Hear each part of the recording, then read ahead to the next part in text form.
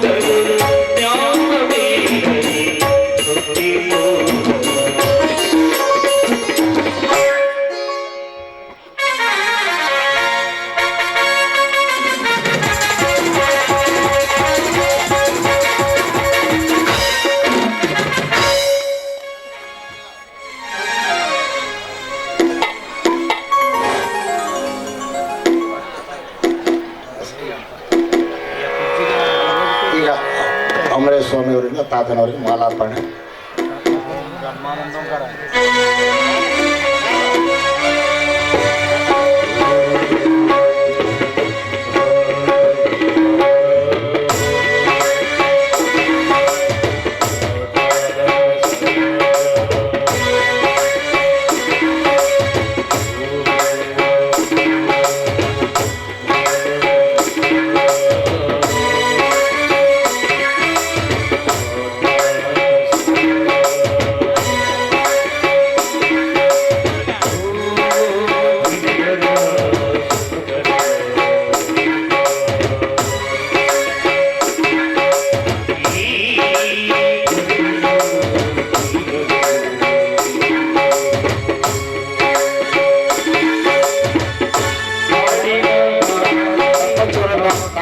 ಮಾಲಾರ್ಪಣೆ.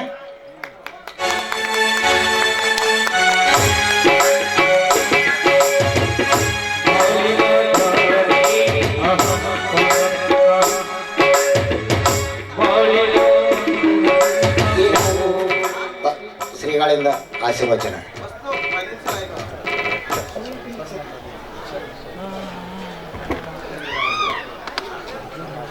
ಪ್ರಥಮವಾಗಿ ಕರುತರ ಮಹಾಂತ ಯತಿವರರನ್ನ ಲಿಂಗೈಕ್ಯರು ಧ್ರುವಣಿಶಯಗಳನ್ನು ಹಾನಗಲ ಕುಮಾರಸ್ವಾಮಿಗಳನ್ನು ಹೃದಯದಲ್ಲಿ ಸ್ಮರಣೆ ಮಾಡಿಕೊಂಡು ಈ ಗ್ರಾಮದ ಅಧಿದೇವತೆಯಾಗಿರುವಂಥ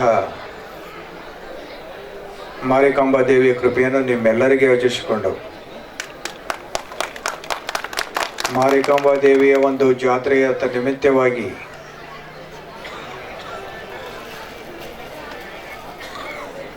ಇದೇ ಊರಿನ ಯುವಕರೆಲ್ಲರೂ ಕೂಡ ಏನದ ಜೊತೆಯಾಗಿ ಬೆಳಗಿನಿಂದ ಆ ದೇವಿಯ ಒಂದು ಜಾತ್ರೆಯಲ್ಲಿ ಭಕ್ತಿ ಭಾವದಿಂದ ಎಲ್ಲರೂ ಆ ತಾಯಿಯ ಕಾರ್ಯವನ್ನು ನೆರವೇರಿಸಿದರೆ